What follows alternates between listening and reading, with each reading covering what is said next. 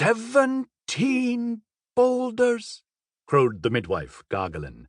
Though she herself was a giant, she strained to lift the squirming baby in her hands. That's a hefty weight for a newly born, even for a giant. Turning slowly in the sunlight, Gargling observed the baby closely, from his pudgy nose down to his unusually large feet. True to the giant's ancient traditions, the baby's mother, Vanya, had chosen to give birth outdoors. It had been a long pregnancy, lasting 13 months, but here they were at last, in the roofless, open-air birthing pavilion.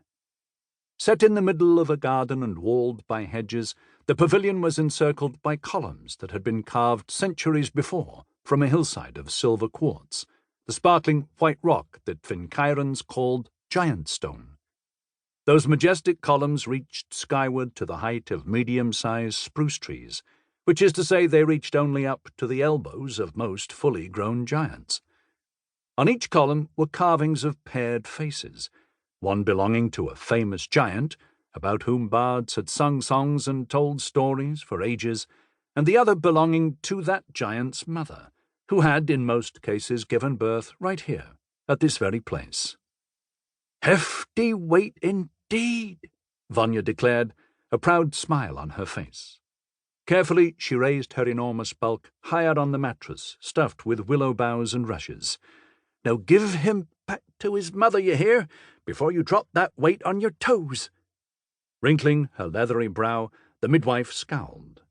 Even as she trembled with the weight, she grumbled, "I've held hundreds of babies in my time and never dropped a single one." Vanya reached her arms, as thick and sturdy as tree trunks, toward her baby. "I'm sure that's true, but not many of them weighed as much as half a mountain." "Right." Garglin's scowl melted into a grin.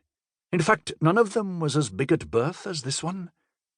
As she passed the baby over to Vanya, she added, "Half his weight, I dare say, is from these plumpish feet. Just look at the size of them." As if on cue, the baby kicked wildly, almost smacking the midwife's nose. "At least half," Vanya chuckled as she took the baby and folded her strong arms around him. "I'm tempted to call him Big Feet, until he earns his true name." "No, too irreverent," said the old midwife, shaking her ropes of grey hair. "A young giant deserves a nickname that's more, well, respectable. Something befitting a member of Fincayra's oldest race, the island's first people, the ones our great spirit Dagda carved out of the holy mountain." I know," Vanya replied, "but sometimes the old traditions need a new look. Even our creation stories need to be rewritten from time to time." "Nonsense," Gargling sputtered. "What kind of mother would teach her child such silliness?" "This one," declared Vanya. Brushing back her auburn curls, which looked more like a wild bramble bush than a head of hair, she peered closely at her child. His pink eyes stared up at her, bright with life and curiosity, and also a hint of mischief. "Well, hello, my little jelly roll," she cooed.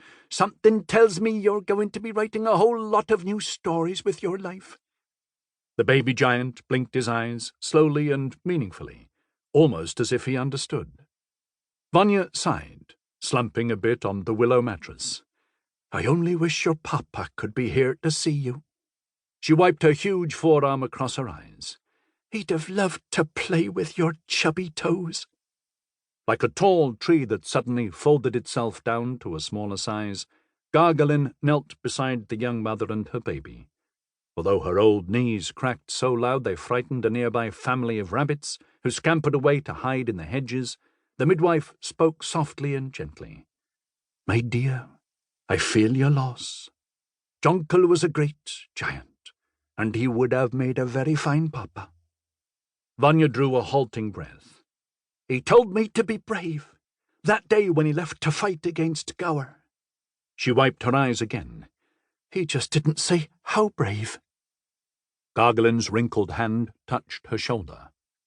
"When our wizard King Tuatha asked us to send our strongest giants to help him defeat the evil warlord Gower, we all knew there was great risk, and when your juncle left, he knew he was fighting for all of us, including your child.